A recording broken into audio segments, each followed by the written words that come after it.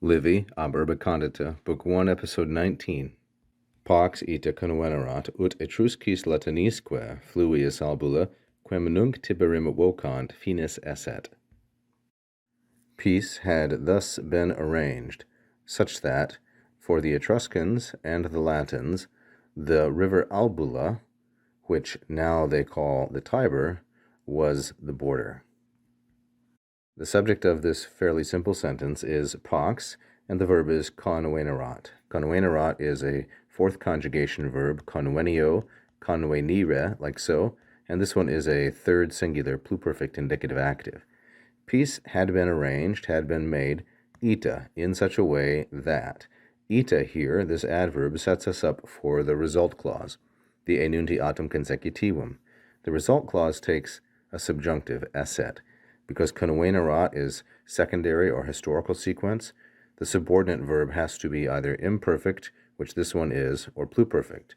The imperfect tense shows simultaneous time or time subsequent, simul or postea, at the same time as the main verb or after. In this instance, it's going to be simul.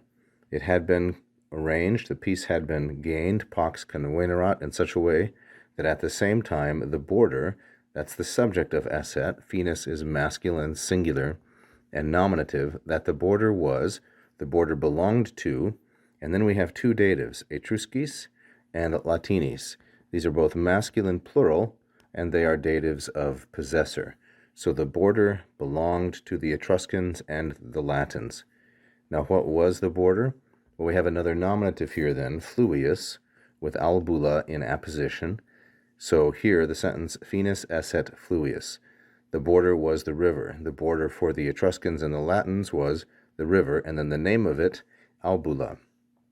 This is a good example of how apposition must only, positives must only agree in case. So fluvius is masculine, singular, and nominative, but albula is feminine, singular, and nominative. So they show agreement in case. Incidentally, they show agreement in number, but they do not agree in gender, because appositives, one noun restating another, do not have to show agreement in gender. And last, we have this relative clause, which is adjectival modification, and it's going to describe fluvius, the river Albula, a river which now, that is, in our day and age, this is a temporal adverb, people call the Tiber. So vocare here, first conjugation verb, takes two objects. It takes quem, the object, and tiberim, the object complement. Thank you for watching. If you enjoyed the lesson, please press the like button. Don't forget to subscribe and leave a comment.